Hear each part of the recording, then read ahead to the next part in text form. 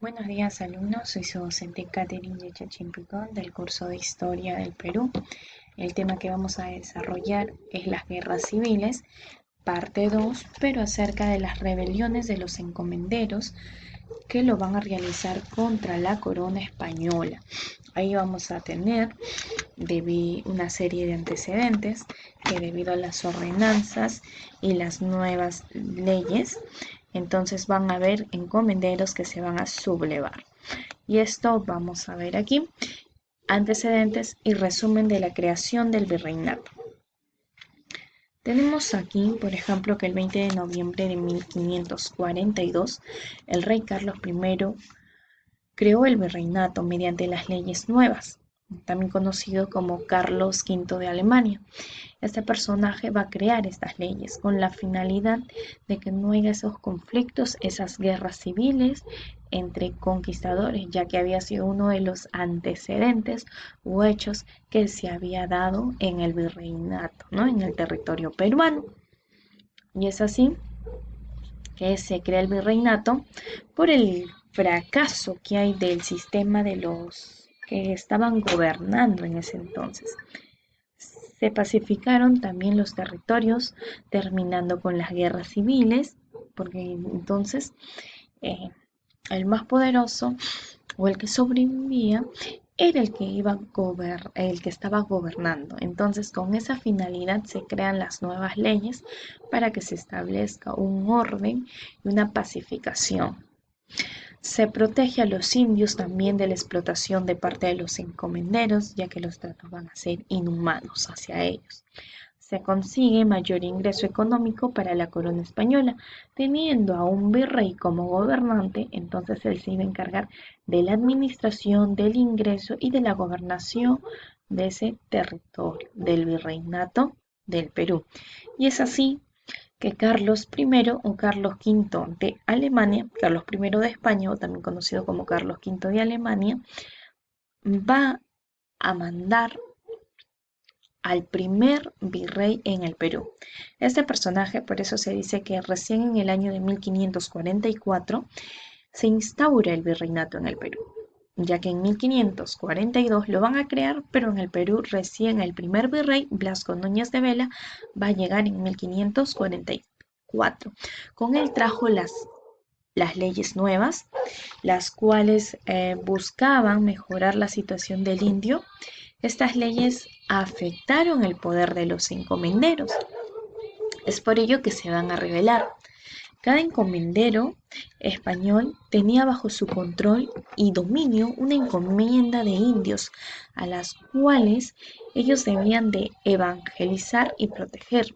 Lamentablemente, el sistema de encomienda fue una de las primeras formas de explotación de indígenas. Entonces tenemos ahí que el virrey era la persona, ¿no?, que se encargaba de legislar, redactar ordenanzas, aprobar la preparación de los cabildos. Por ejemplo, también era el encargado de dar leyes de fundación de pueblos y ciudades, conocidas también como ordenanzas. Otra de las cuales atribuciones o cargos que ejercía era de resolver las cuestiones que pudiera entre autoridades inferiores y subordinadas, ¿qué quiere decir? Entre autoridades locales, ya que el virrey, al estar en territorio peruano, era considerado como una autoridad o la máxima autoridad local, pero el que estaba en España, que era Carlos V de Alemania o Carlos I de España, él era considerado como una autoridad metropolitana. Entonces ahí tenemos también con relación al aspecto económico, se va a encargar de inspeccionar todos los ingresos del tesoro, ¿sí? Y la Real Audiencia va a ser la que va a fiscalizar, ¿no? También busca anular lo que es el contrabando y tenemos que esas son las actividades que va a realizar con relación a la economía y eso era favorable para España, ya que generaba mayor ingreso económico, ¿no? O sabían cuánto de dinero eh, ingresaba en el Perú. Vamos a ver ahora la siguiente diapositiva acerca de la Tercera Guerra Civil de los poderosos encomenderos. ¿Por qué estos encomenderos se sublevan? ¿Qué es lo que no les gusta? Entonces vamos a tener así a un personaje muy importante que es Gonzalo Pizarro, hermano menor de Francisco Pizarro por parte del padre. Este personaje se va a revelar y va a ser el que va a asesinar a Blasco Núñez de Vela, que fue el primer virrey del Perú. Lo venció en la batalla de Iñaquí, en lo que era Ecuador. ¿Sí? Tenemos aquí Gonzalo Pizarro se va a enfrentar al primer virrey, que es Blasco Núñez de Vela, en cual él va a salir vencedor, Gonzalo Pizarro, y el virrey va a terminar siendo decapitado y debido a ello van a enviar a qué personaje. Vamos a ver también aquí a Diego de Centeno, que es un fiel defensor de la corona, que se enfrenta a los rebeldes y fue derrotado completamente. Tenemos también que ante esta rebelión, ¿qué va a hacer la corona española? Va a enviar a Pedro de Gasca, que fue el pacificador, ¿no? Este tenía la autorización para suspender algunas leyes nuevas y otorgar el perdón real para los encomenderos que se pasaran a su bando. Y tenemos también que las tropas reclutadas por la Gasga, Pedro de Gasga, se enfrentaron a los encomenderos en la batalla de Jajijahuanca, o también conocida como Pampa de Auto. Vamos a ver aquí que Pedro de la Gasga se va a enfrentar a los encomenderos, ¿sí? A Gonzalo Pizarro. Pedro de Gasga va a ser el vencedor después de la batalla de Jajijahuanca. Pedro de la Gasga va a ordenar la decapitación de Gonzalo Pizarro y su lugarteniente, que era Francisco de Carvajal, por alta traición a lo que viene a ser la corona española, ¿sí? Tenemos entonces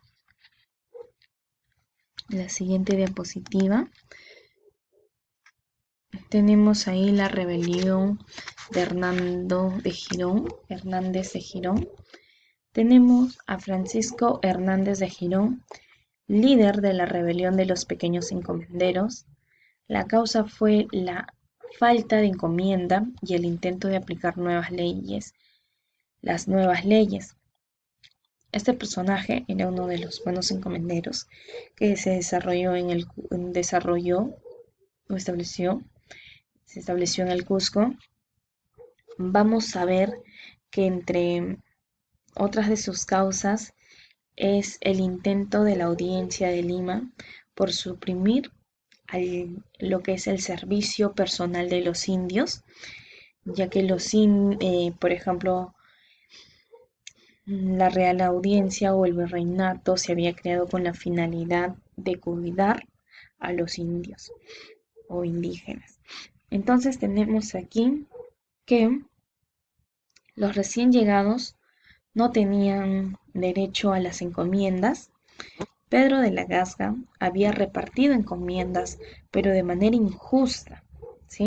Vamos a ver entonces, en vista a esto, ¿qué hace Hernández de Girón? Va a tomar la ciudad del Cusco y va a ejecutar a varios vecinos que están en contra de su movimiento.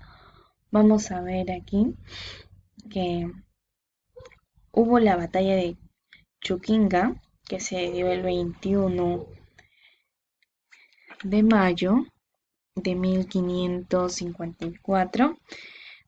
Francisco Hernández de Girón se va a enfrentar al personaje Alonso de Alvarado. Iba a ser el vencedor él. Eso significó un triunfo, la batalla de Chuquinga. Pero vamos a ver que finalmente fue derrotado en la batalla de Pucará el 8 de octubre de 1554. Se llevó esa batalla, la batalla de Pucará. Tenemos aquí la audiencia de Lima se va a enfrentar a Francisco Hernández de Girón. Vence la audiencia de Lima y posteriormente este personaje eh, escapó, pero va a ser igual, ¿no? Capturado, capturado meses después y es ejecutado en Lima. Recordemos también que Alonso Alvarado fue el fundador de lo que es Chachapoyas.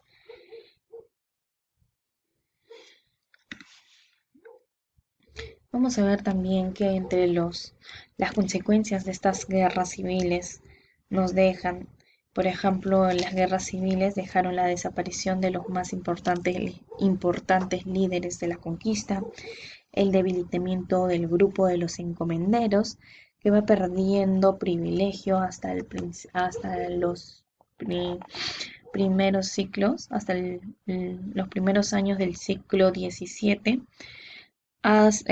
Bueno, desaparece como una clase y sus encomiendas pasan a ser una abolición definida. Recién, recién se decretó tenemos en el siglo XVIII. Tenemos también, entre otras de las consecuencias, es que se consolidó el poder de lo que es la monarquía española en el virreinato, que imponía a sus propias funciones, a sus propios funcionarios, ¿no? Entonces, tenemos ahí que esto fue algo que favoreció la corona española.